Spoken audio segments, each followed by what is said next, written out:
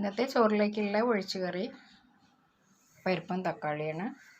പരിപ്പ് നന്നായിട്ട് വേവിച്ചു.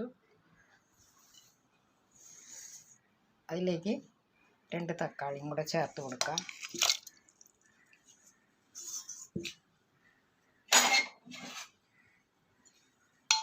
നന്നായിട്ട് വേവിച്ചതാണ്. ആദ്യം പരിപ്പ് വേവിക്കുന്ന സമയത്ത് നല്ലൊരു ടേസ്റ്റാണ്. ഇല്ലെങ്കിൽ പരിപ്പ് ചിലപ്പം വെന്തിലാന്ന് വരും, എല്ലാ കഷ്ണം കൂടെ ഒന്നിച്ചിടുന്ന സമയത്ത്. 1 ടീസ്പൂൺ മുളക് പൊടി,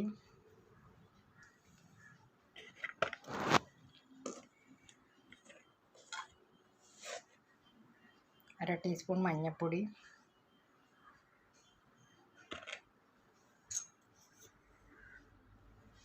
1 ടീസ്പൂൺ ഉപ്പ്. ഇത് കല്ലുപ്പ് പൊടിച്ചതാണ്. ഉപ്പ് പോരെങ്കിൽ പിന്നെ ചേർത്ത് കൊടുത്താൽ മതി. ഇത് നമുക്ക് വേവിച്ചെടുക്കാം.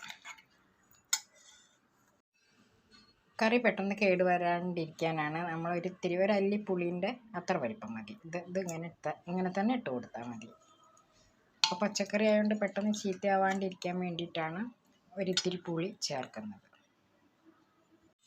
പരിപ്പും തക്കാളിയും വെന്തു. ഇനി അതിലേക്ക് നമുക്ക് തേങ്ങ അരച്ച് ചേർക്കാം. തേങ്ങ അരച്ചതാണ്. 1 നുള്ളി ജീരകം, ചെറിയുള്ളി അതും കൂടെ ചേർത്തിട്ട്, 1 മുറി തേങ്ങ വേണം, അതും കൂടെ ചേർത്തിട്ട് നന്നായിട്ട് അരച്ചതാണ്.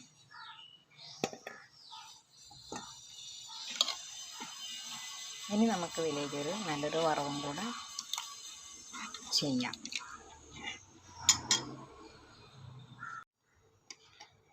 നല്ല അടിപൊളി പരിപ്പും തക്കാളിയും കറി നമുക്കിവിടെ റെഡിയായി. ഇത് ചോറിലേക്കുള്ള ഒഴിച്ച് കറിയാണ്.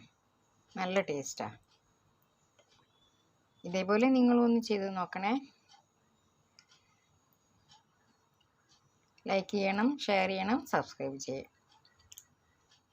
Thank you.